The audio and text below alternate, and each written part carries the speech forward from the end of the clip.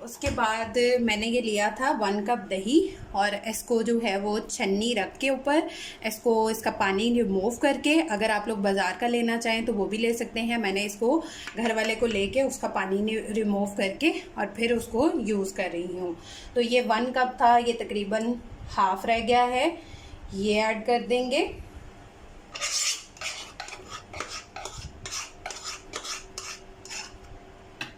और अब इसमें हम अपना डाल देंगे जो अपने मैंगो हमने फ्रीज़ किए थे,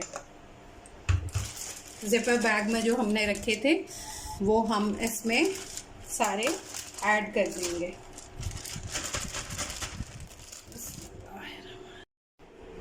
जी ये देखें हमारा जो है वो ये रेडी हो चुका है। अब फटाफट से इसमें डाल के स्पैचुला की हेल्प